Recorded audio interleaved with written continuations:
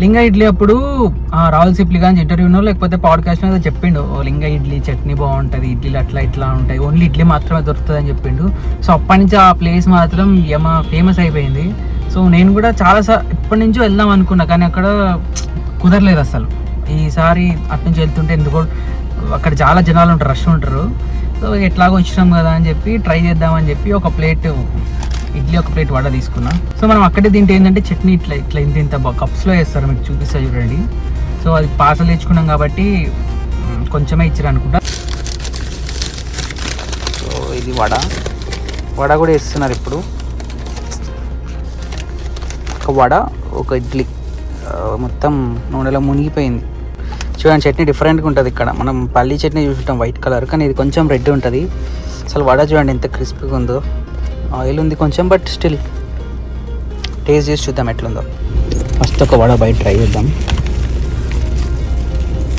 తీసుకొని చట్నీ పెట్టుకొని నార్మల్గా ఉంది. ఇప్పుడు ఇడ్లీ ట్రై చేద్దాం.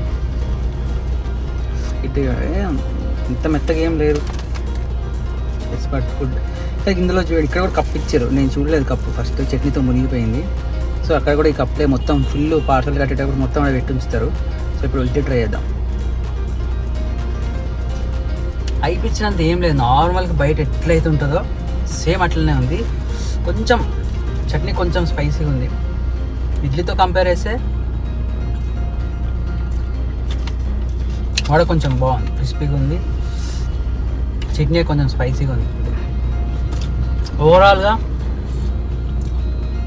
ఏదో ఎక్స్పెక్టేషన్స్ పెట్టుకొని పోతే మాత్రం అంత ఎక్స్పెక్టేషన్ అంత రీచ్ అవ్వదు. నార్మల్గా బయట బండ్లకు ఎట్లయితే దొరుకుతుందో సేమ్ టేస్ట్ అట్లనే ఉంది. అయితే నేను మొత్తానికి ఎప్పటి నుంచి ట్రై చేద్దాం అనుకుంటే ఈరోజు అయితే కుదిరింది.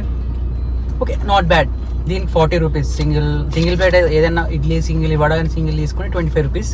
అయితే ఏదైనా ప్లేట్ తీసుకుంటే 45 rupees. Single idli single vada. So guys అంతే ఈ వీడియో. మీరు కూడా ఎప్పుడు వచ్చి ట్రై చేయాలనుకుంటే ట్రై చేసేయండి. అక్కడ పార్కింగ్ మాత్రం ప్లేస్ లేదు, సో అందుకే పార్సల్ తెచ్చుకున్నాను నేను. మీరు కూడా బైక్ మీద వస్తే అక్కడ పెట్టుకుని అక్కడ తినొచ్చు. లేదా కార్ అన్నీ తీసుకొని వస్తే ఇంకా మీరు ఎక్కడో పెట్టుకొని రావాల్సి వస్తుంది. సో పార్కింగ్ రోడ్ మీద చాలా ఇబ్బంది అయిపోతుంది.